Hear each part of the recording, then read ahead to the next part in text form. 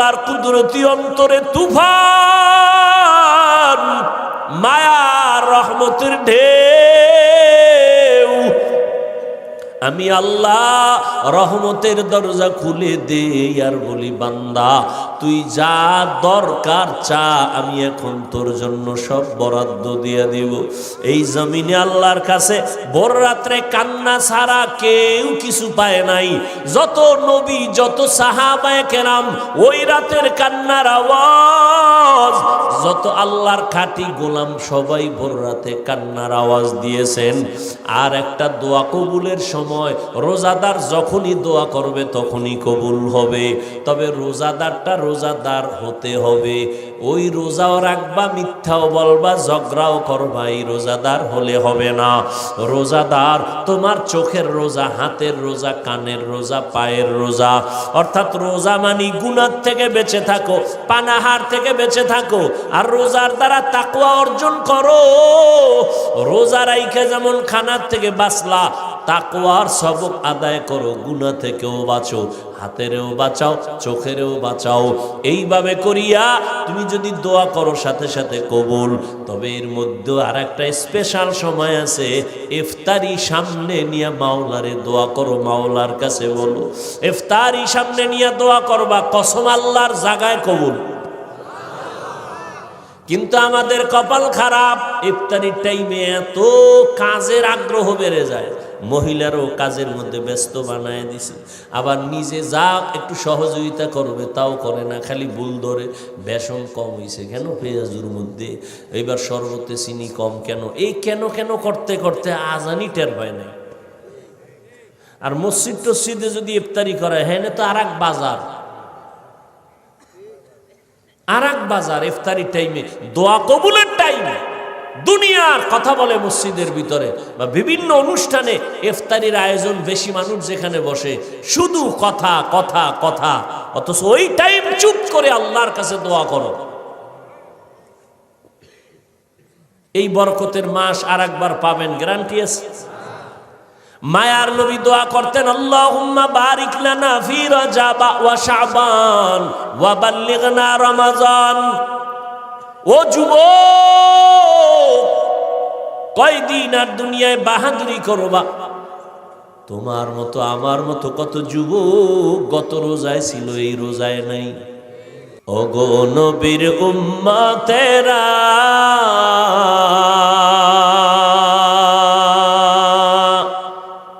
হয়ে আজি দিশাহারা, কোরআন হাদিসের চলো যখন যাহা চায় মনে,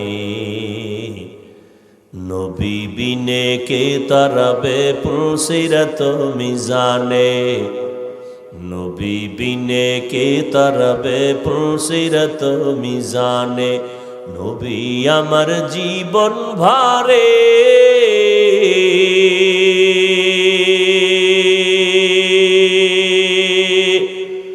দিনের লাগি কষ্ট করে, দান দান শহীদ করিলেন উহুদেরই ময়দানে,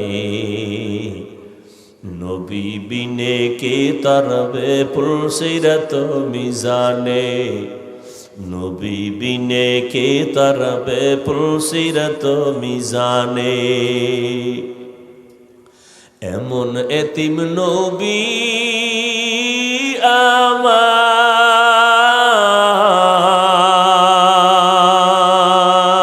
আমার, পিতা মাতা নাই যে তাহার, তারপরেও কত মারা মারলো তাকে দুশ্মনে, নবী বিনে কে তরবে পুলসিরত মিজানে, নবী বিনে কে তরবে পুলসিরত মিজানে। এরে নবীর আশিক, আল্লাহ পাক বলেন, ও পয়গম্বর আপনার উম্মতের জানায় দেন, যদিও হায়াত কম তবে হায়াতে বরকত আমি আল্লাহ বাড়ায় দিব। আপনার উম্মতের হায়াত যদিও কম, তবে হায়াতে বরকত হবে অনেক বেশি। আপনার উম্মত যদি 5 ওয়াক্ত নামাজ আদায় করে, আমি আল্লাহ আপনার মোহব্বতে 50 ওয়াক্ত নামাজের সওয়াব দিয়ে দিব। আপনার উম্মতের আমি হায়াত কম দিলেও বরকত কমাই নাই। 5 ওয়াক্ত নামাজ ফরজের আগে তাহাজ্জুদের নামাজ ছিল বাধ্যতামূলক। 5 ওয়াক্ত নামাজ ফরজ হয়েছে, তাহাজ্জুদের ফরজিয়াতটা শিথিল হয়ে গেছে, কিন্তু মর্যাদা কমায় নাই। আল্লাহ তাআলা বলেন, নবী জানায় দেন, আপনার উম্মত যদি এশার নামাজ পড়ে ঘুমায়, আবার ঘুম থেকে উঠে যদি ফজর আদায় করে, ঘুমাইয়া যে সময় কাটাইল, এই সময় আমি নেকের পাল্লায় ওজন দিব। আপনার উম্মতের হায়াত অনেক কম, বরকত অনেক বেশি। 1000 মাস ইবাদত করে অন্য নবীর উম্মতেরা যা পাবে, আমি আপনার উম্মতের 1 রাতের ইবাদতে দিয়ে দিব। জানেন নি ওই রাতটা কোনটা? কবে? ইন্না আনজালনাহু ফি লাইলাতিল কদর ওয়া মা আদরাকা মা লাইলাতুল কদর লাইলাতুল কদরি খায়রুম মিন আলফি শাহর। 1000 মাস, এর থেকেও আরো বেশি, ওর সমান না, আরো বেশি। খায়রুন মিন আলফি শাহর, 1000 মাস থেকেও উত্তম। বলে কত বেশি? কয় যখন কোরআনের এই আয়াত নাজিল হইছে, তখন সর্বোচ্চ গণনার সীমা ছিল 1000 হাজার। তাহলে বেশি কত? কয় এখন আসছে কত? লাখ, কোটি, মিলিয়ন, ট্রিলিয়ন, বিলিয়ন, কিয়ামত পর্যন্ত যত আসবে, এর 1000-এর সাথে হাজারের সাথে লাগায় দাও। 1000 মাস ছিল, এখন 1000 লক্ষ, 1000 কোটি, 1000 মিলিয়ন, 1000 ট্রিলিয়ন, 1000 বিলিয়ন ইবাদত করলে যা পাবে, 1 রাতে মুহাম্মদের উম্মত তা পাবে।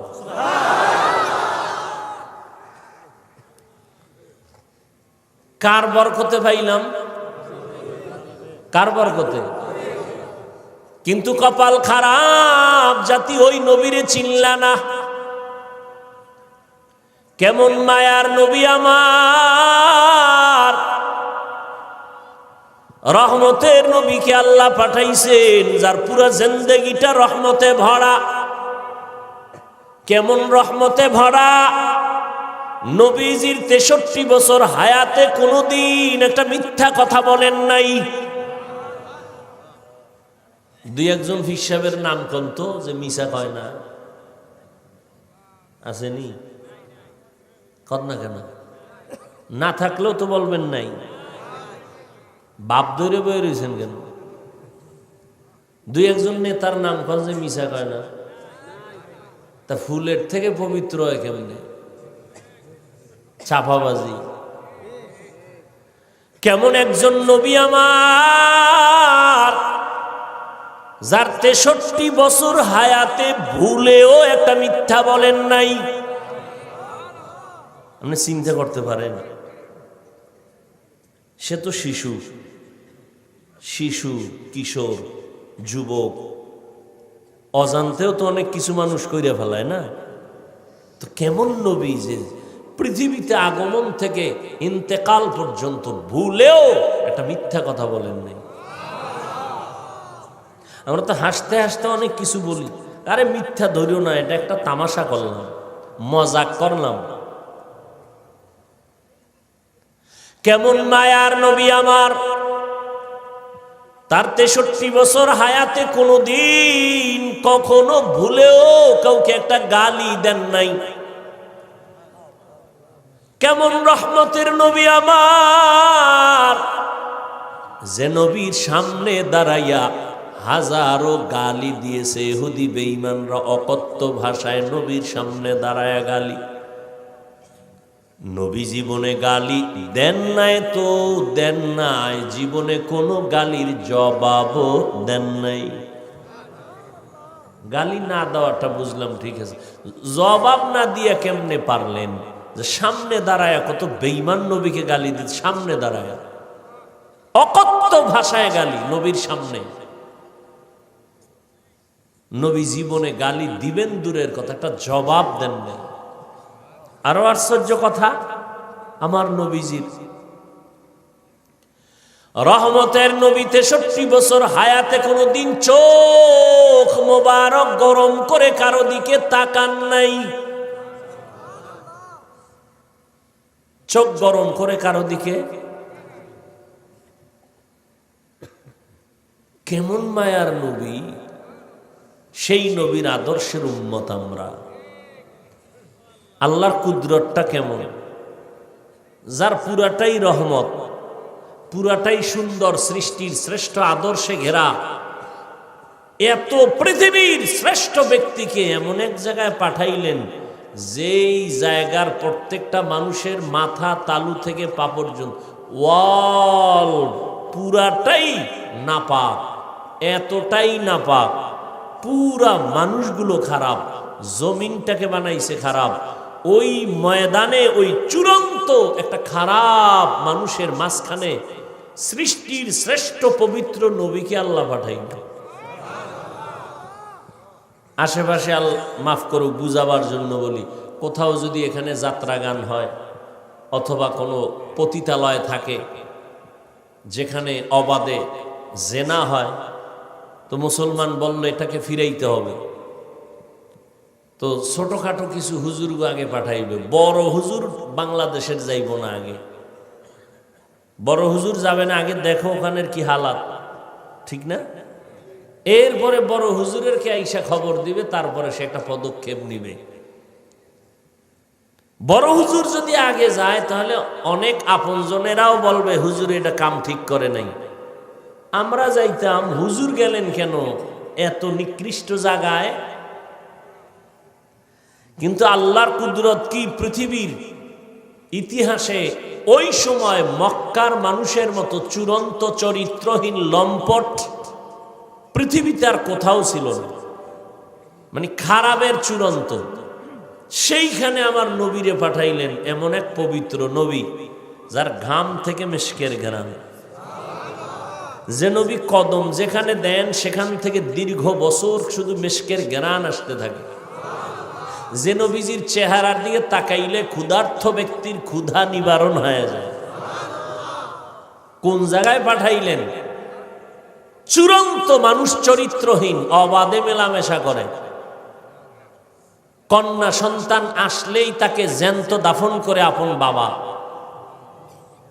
কতটা খারাপ!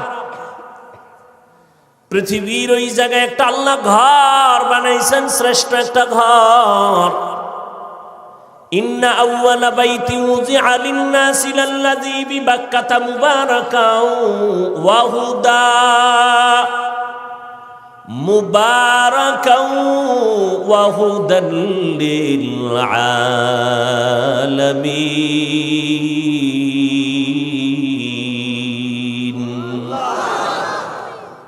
আল্লাহ জমিনটা বানায় একটা ঘর বানাইছেন, আর কিছু নাই জমিনে। জমিনটা বানাইয়েই আল্লাহ একটা ঘর বানাইছেন। প্রথমে ছিল পানি, সাগর, সমুদ্র, সব মাওলার কুদরত, কেন মেনো চলবে না। আল্লাহ পাক সব বুঝার মেমোরির মধ্যে জিবি দেন নাই। আপনার মেমোরির জিবি 2, আপনি 8 জিবির মেমোরিতে কি আছে এটা যদি টানাটানি করেন তাহলে ওটাও হ্যাং, আপনিও হ্যাং। বুঝেননি? তাহলে মানুষের মধ্যে মেমোরির জিবি আছে, কিন্তু বুঝেন না? মেমোরি কার্ডের সাইজ সমান না, কথা বলেন না কেন? 1 জিবি মেমোরির যেই ডিজাইন, যেই সাইজ, 8 জিবি মেমোরির সাইজও কি এক না? ভিতরের কারবার কি এক? এই আমগো মেমোরি এই ভিতরে মাথার সাইজ সব এক, ভিতরের জিবি কি এক? কারো জিবি 1, কারো জিবি 2, কারো জিবি 4, কারো জিবি 8, এভাবে মেমোরি। মানুষের ব্রেনের মধ্যে আল্লাহ এমন জিবি দিছেন, আনলিমিটেড মেমোরি দেওয়া এর ভিতরে জিবি। এটা সারা দুনিয়াটাও যদি জ্ঞান ঢুকাইতেই থাকো মেমোরির 1%ও শেষ হবে না। কিন্তু বেতালে উল্টাপাল্টা করলে আবার দেখবা যে মেমোরি হ্যাং হয়ে গেছে। এই যেটি আল্লাহরে গালি দেয়, নবীরে গালি দেয়, জিবি ছিল ঠিকই, কি হয়ে গেছে? হ্যাং হয়ে গেছে। কারণ সব বিষয় ভাবার মতো আল্লাহ সবাইকে মেধা দেন নাই। ওইটা নিয়ে যদি সে চর্চা শুরু করে তখন সে খারাপ রাস্তায় চলে যাবে, মাথা নষ্ট হয়ে যাবে।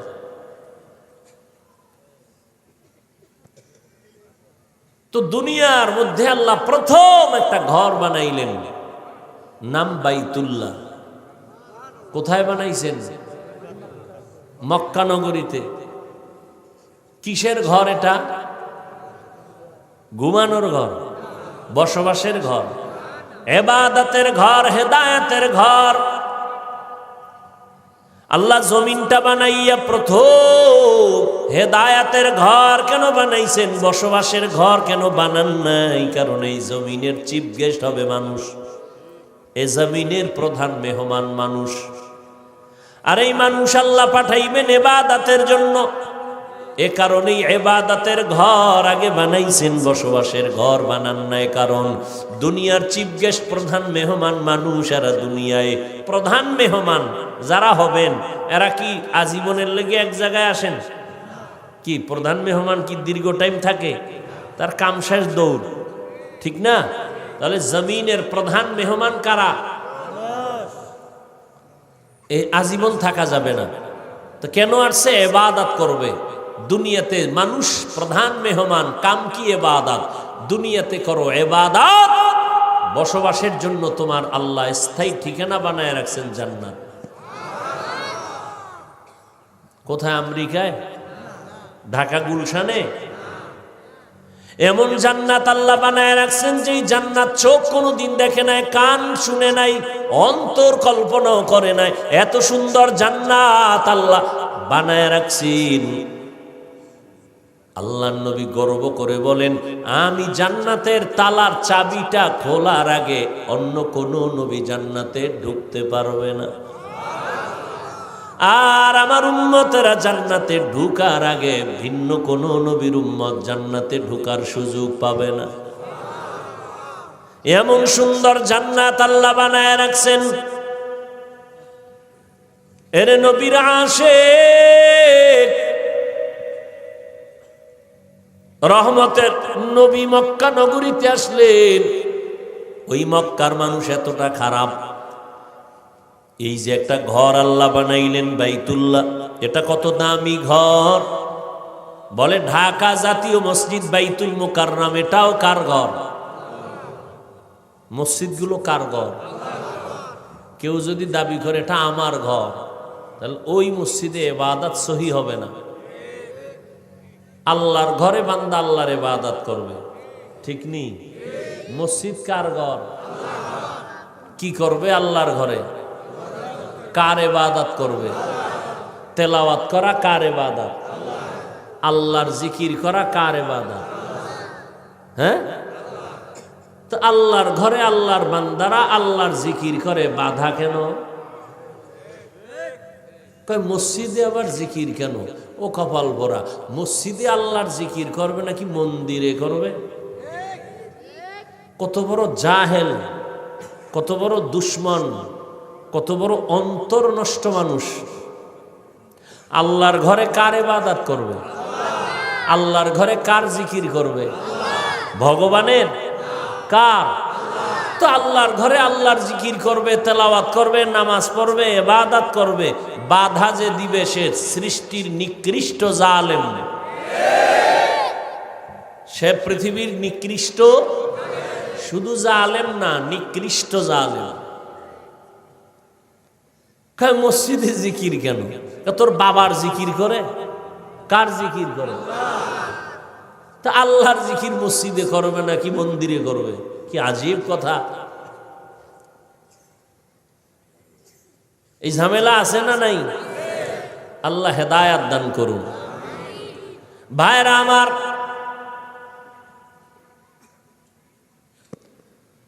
হ্যাঁ, এমন একটা বাইতুল্লাহ, জাতীয় মসজিদ আল্লাহর ঘর, তবে বাইতুল্লাহর সমান নেই।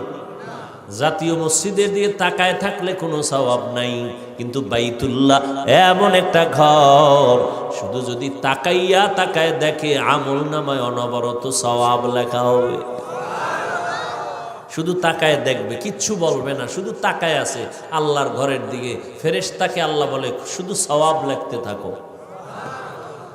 এমন একটা দামি ঘর বাইতুল্লাহ, যার আঙ্গিনায় 1 রাকাত নামাজ পড়লে কত সওয়াব, 1 লক্ষ রাকাত নামাজের সওয়াব।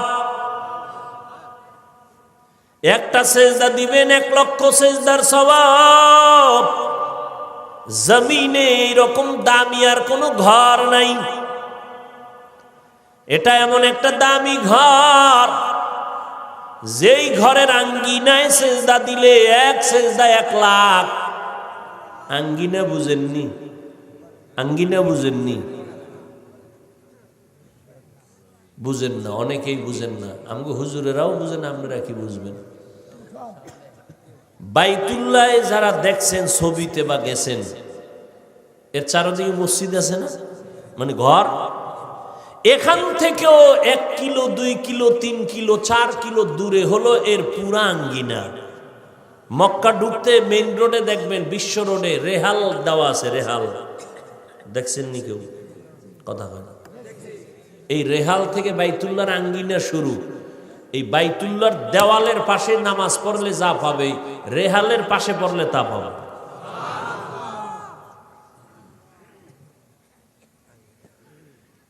আমরা অনেকে মনে করি যে বাইতুল্লাহর এই ভিতরে ঢুকতে পারলে সব। হ্যাঁ, তবে জামাত অংশগ্রহণ করা,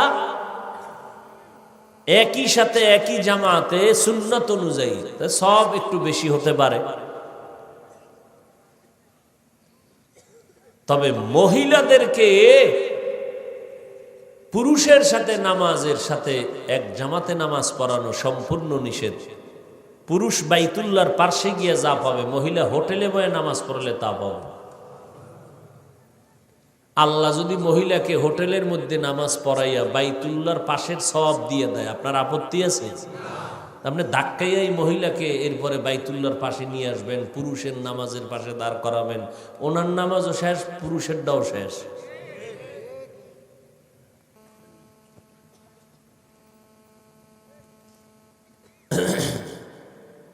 এই বাইতুল্লাহ এত দামি, মক্কার চরিত্রহীন মানুষগুলো নারী পুরুষ একত্রিত হয়ে এটার চারপাশে ঘুরে, তাও উলঙ্গ। কতটা খারাপ! আর সেখানে আসছেন কে? রহমাতুল্লিল। মায়ার নবী আসছেন মাত্র 13 বছর। কয় বছর? মাত্র 13 বছরের ব্যবধানে চরিত্রহীন মানুষগুলো এত দামি হয়ে গেছেন। রহমতের নবীর আদর্শের কারণে আল্লাহ জিব্রাইল আমিনকে লিস্টি দিয়া কয়, যাও আমার নবীরে পৌঁছাইয়া দাও। এই লিস্টির মধ্যে যাদের নাম আছে, নবী যেন ঘোষণা দিয়ে দেয়, এই লিস্টির মধ্যে যাদের নাম, এরা বিনা হিসাবে জান্নাতি। মাত্র 13 বছরের ব্যবধানে রহমতের নবীর আদর্শে চূড়ান্ত চরিত্রহীন মানুষ স্বর্ণের মানুষ হয়ে গেল। কেমন দামি হয়ে গেল! আল্লাহ এদের জান্নাতের সার্টিফিকেট দিয়ে দিলেন জমিনে,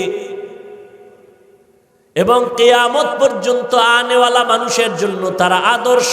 সমস্ত সাহাবায়ে কেরাম জান্নাতি। এবং উম্মতের স্কেল, তোমার ইমান ভালো না খারাপ, একুরেট না ভেজাল, তোমার স্কেল হলো সাহাবায়ে কেরামের ইমান। আমিনু কামা আমানান নাস। সাহাবায়ে কেরামের ঈমানের স্কেল দিয়ে তোমার ঈমানকে মাপিও। এজন্য নবী বলেন, সাহাবী কান নুজুম, আমার এক একটা সাহাবী এক একটা আকাশের নক্ষত্রের সমতুল্য।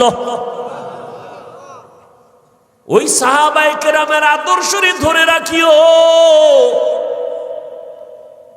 সাহাবায়ে কেরামের আমলকে ধরে রাখো। সাহাবায়ে কেরাম তারাবির নামাজ 20 রাকাতের আমল করেছেন, ধরে রাখিও। কয় রাকাত? আপনাদের মাজায় যদি সমস্যা থাকে ঔষধ খেয়ে নেন, আট পড়া যাবে না, বিষ পড়তে হবে।